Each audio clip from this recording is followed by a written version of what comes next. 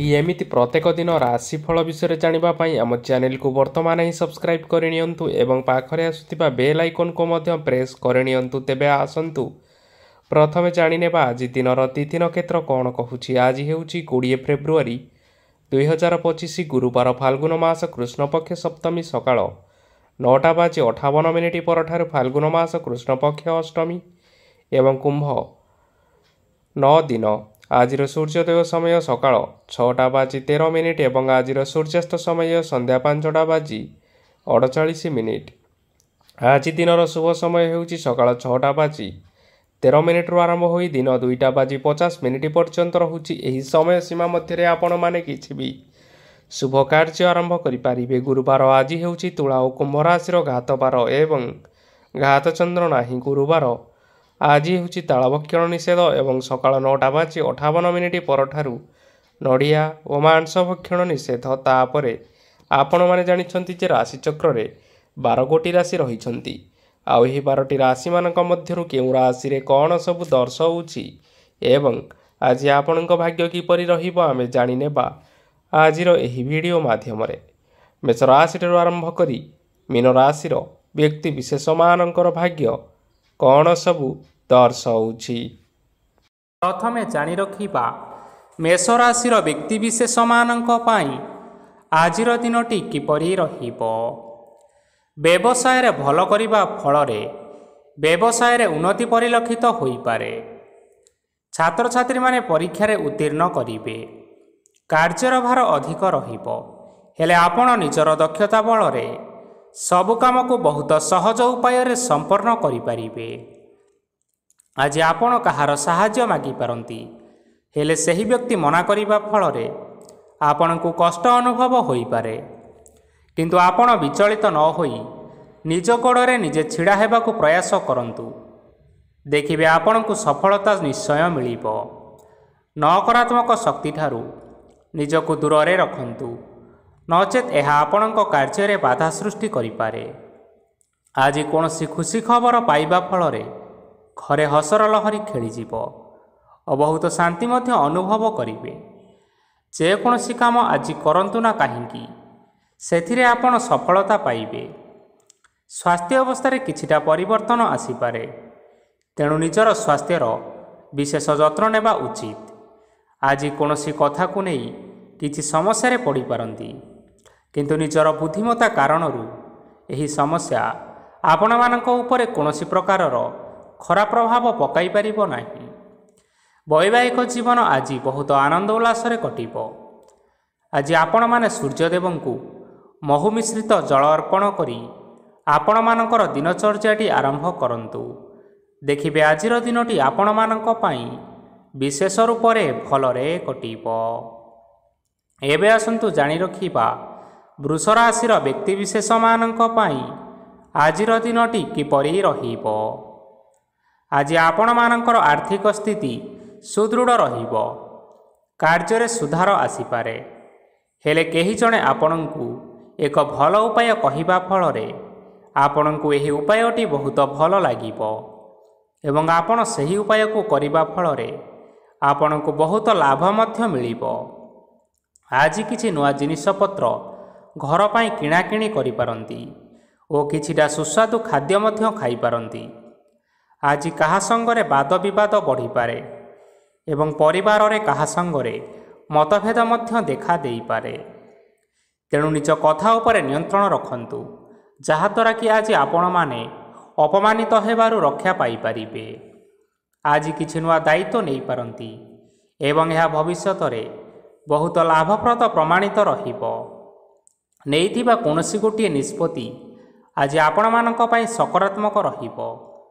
ଆପଣମାନଙ୍କର ସାମ୍ନାରେ ଆଜି ବହୁତ ଅସୁବିଧା ଆସିବ, କିନ୍ତୁ ଆପଣ ନିଜର ଦକ୍ଷତା ଏବଂ ସହନଶୀଳତା ଯୋଗୁଁ ସବୁ ଜିନିଷରୁ ଆଜି ମୁକ୍ତି ପାଇପାରିବେ।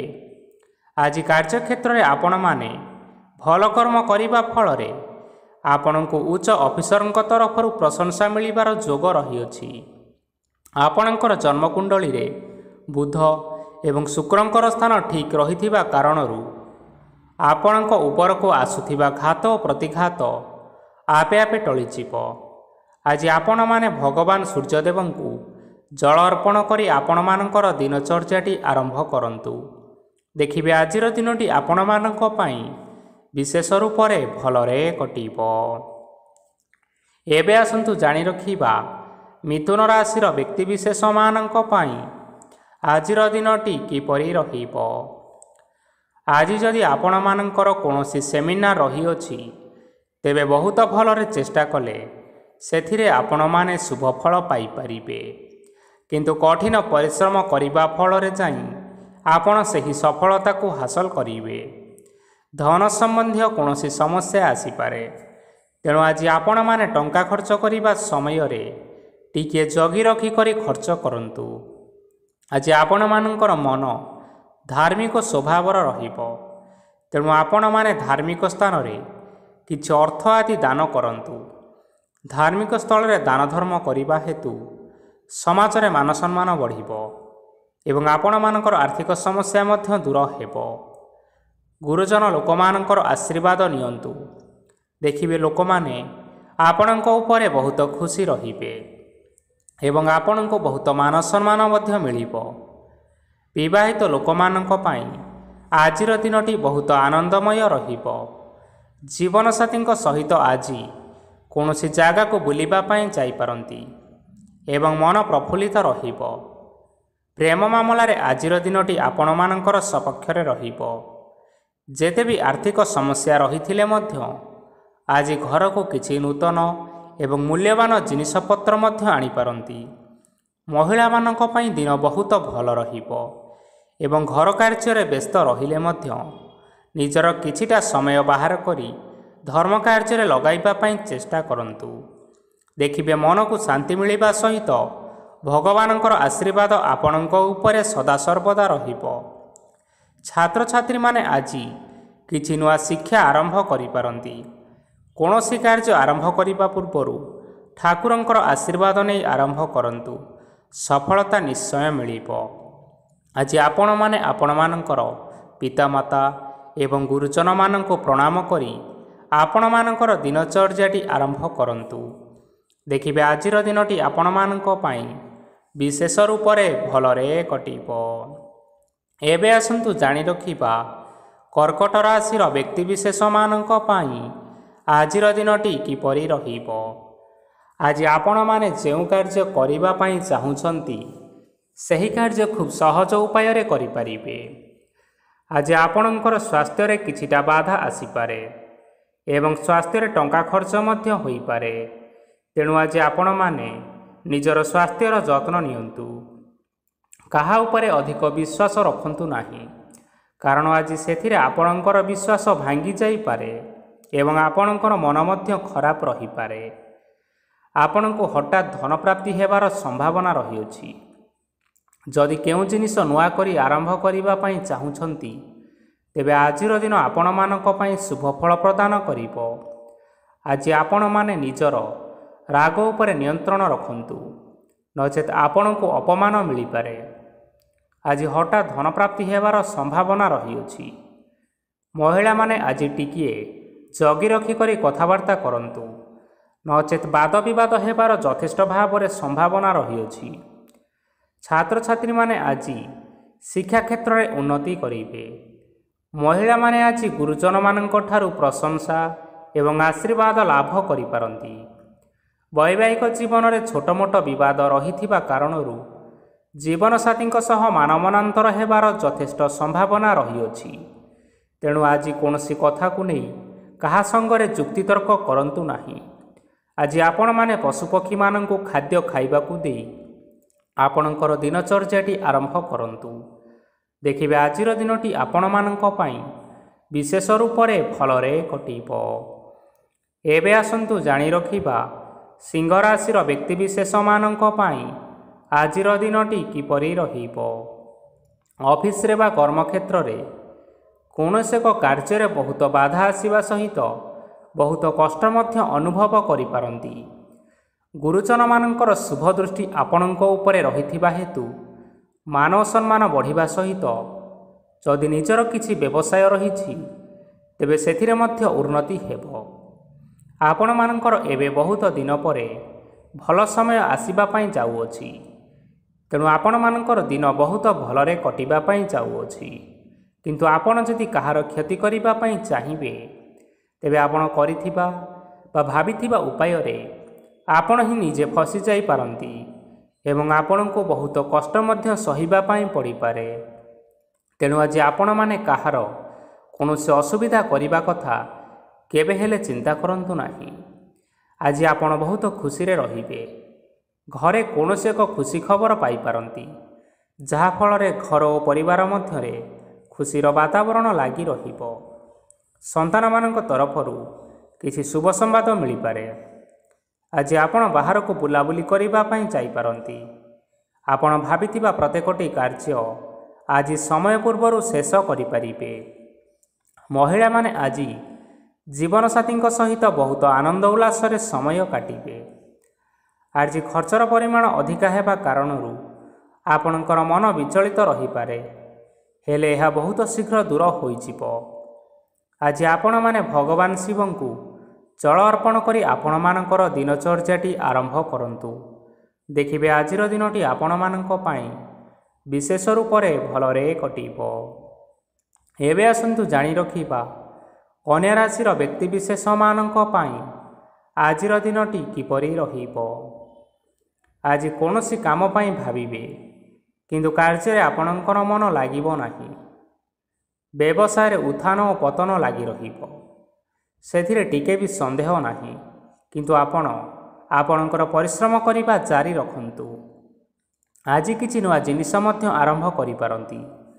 କୌଣସି ଏକ ବାହାର କମ୍ପାନୀରୁ ଭଲ ଲାଭ ମିଳିବ ଏବଂ ଯଦି ଆପଣମାନେ ବାହାର କମ୍ପାନୀରେ ଟଙ୍କା ବିନିଯୋଗ କରିଛନ୍ତି, ତେବେ ବିନିଯୋଗ କରିଥିବା ଟଙ୍କା 2 ଗୁଣ କରି ଫେରି ପାଇବେ। ଆର୍ଥିକ ଅବସ୍ଥା ସମ୍ପୂର୍ଣ୍ଣ ଭାବରେ ଆପଣଙ୍କର ସୁଦୃଢ଼ ରହିବ। କୌଣସି କାର୍ଯ୍ୟରେ ଅସୁବିଧା ବା ସମସ୍ୟା ଆଜି ଆସିବ ନାହିଁ। କେହି ଜଣେ ନୂଆ ଅତିଥି ଆପଣଙ୍କ ଘରକୁ ଆସିପାରନ୍ତି, ଯାହାଦ୍ୱାରା କି ଆଜି ଆପଣମାନଙ୍କର ମନ ପ୍ରଫୁଲ୍ଲିତ ରହିବ। ପିଲାମାନଙ୍କର ସାଙ୍ଗରେ ଆଜିର ଦିନଟି ବହୁତ ଆନନ୍ଦ ଏବଂ ଉଲ୍ଲାସ ଭିତରେ ଅତିବାହିତ କରିପାରନ୍ତି। ପୁରୁଣା ସାଙ୍ଗମାନଙ୍କ ସହିତ ଦେଖା ସାକ୍ଷାତ ହୋଇପାରେ ଏବଂ ଅଧିକ ଖର୍ଚ୍ଚ ମଧ୍ୟ କରିବା ପାଇଁ ପଡ଼ିପାରେ। ତେଣୁ କିଛିଟା ଛୋଟମୋଟ ଆର୍ଥିକ ସମସ୍ୟାମାନ ଦେଖା ଦେଇପାରେ। ଘରକୁ ନୂଆ ଜିନିଷପତ୍ର ଆଣିପାରନ୍ତି, ଯାହାଫଳରେ ଘରର ସଦସ୍ୟମାନେ ଆଜି ଆପଣଙ୍କ ଉପରେ ବହୁତ ଖୁସି ରହିବେ। ଆଜି ନେଇଥିବା କୌଣସି ଗୋଟିଏ ନିଷ୍ପତ୍ତି ଭୁଲ ହେବାର ସମ୍ଭାବନା ରହିଅଛି। ତେଣୁ ଗୁରୁତ୍ୱପୂର୍ଣ୍ଣ ନିଷ୍ପତ୍ତି ନେବା ସମୟରେ ବହୁତ ଭଲ ଭାବରେ ଭାବିଚିନ୍ତି କରି ନିଅନ୍ତୁ। ଆଜି ଆପଣମାନେ ଗୁରୁଜନମାନଙ୍କର ଆଶୀର୍ବାଦ ନେଇ ଆପଣଙ୍କର ଦିନଚର୍ଯ୍ୟାଟି ଆରମ୍ଭ କରନ୍ତୁ। ଦେଖିବେ ଆଜିର ଦିନଟି ଆପଣମାନଙ୍କ ପାଇଁ ବିଶେଷ ରୂପରେ ଭଲରେ କଟିବ। ଏବେ ଆସନ୍ତୁ ଜାଣି ରଖିବା ତୁଳା ରାଶିର ବ୍ୟକ୍ତିବିଶେଷମାନଙ୍କ ପାଇଁ ଆଜିର ଦିନଟି କିପରି ରହିବ। ଆର୍ଥିକ କାରବାରରେ ଆପଣମାନଙ୍କୁ ଅଧିକ ଲାଭ ମିଳିବ। ରୋଗମୁକ୍ତି, ଋଣ ସୂତ୍ରରେ ବା ବକେୟା ଅର୍ଥପ୍ରାପ୍ତି ଆଦି ଘଟିପାରେ।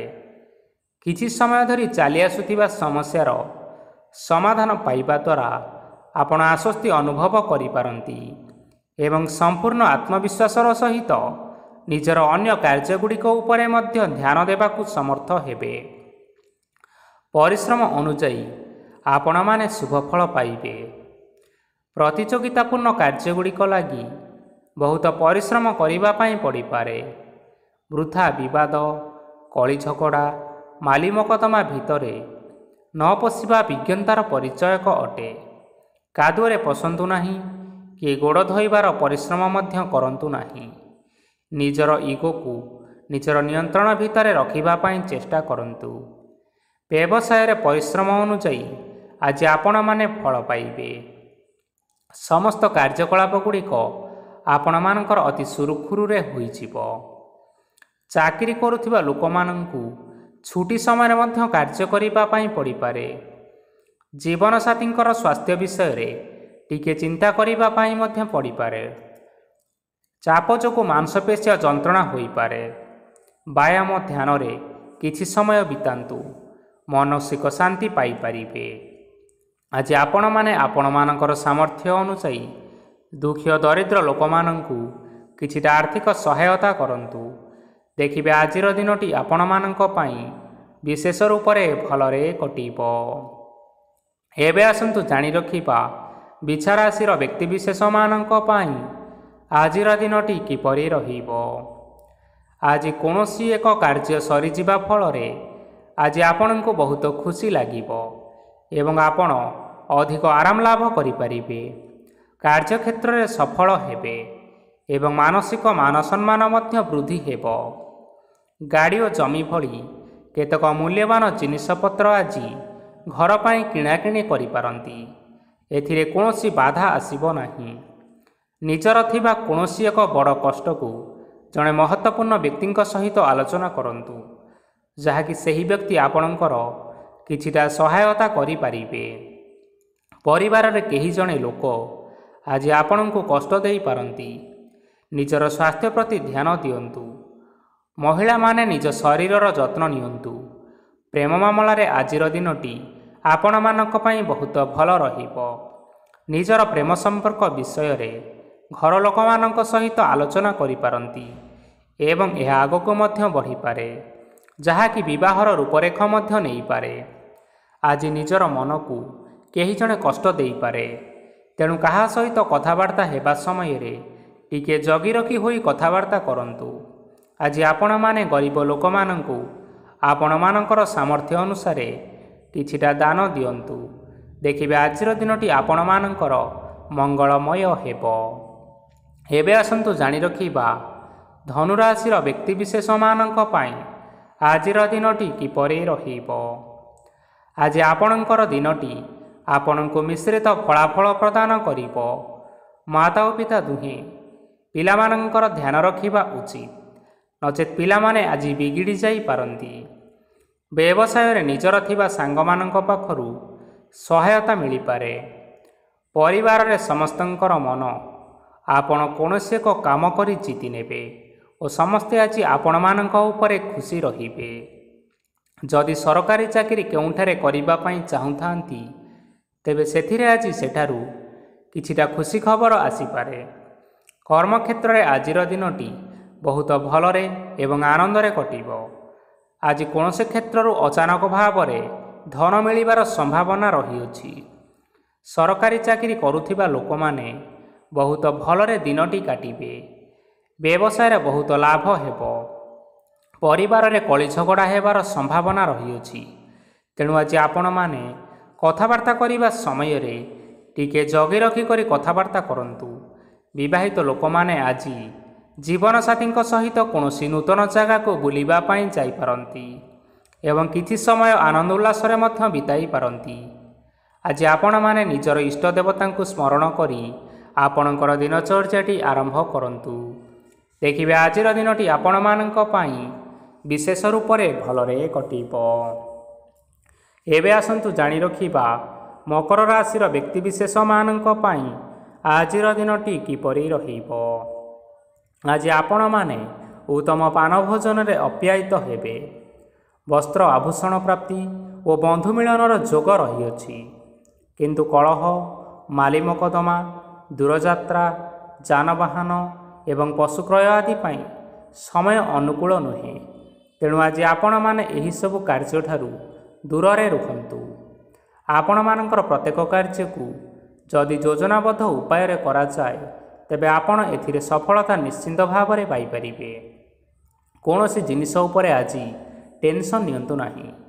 ଏପରି କାର୍ଯ୍ୟ କରନ୍ତୁ ନାହିଁ ଯାହା ଆପଣଙ୍କ ପରିବାର ଉପରେ ନକାରାତ୍ମକ ପ୍ରଭାବ ପକାଇବ।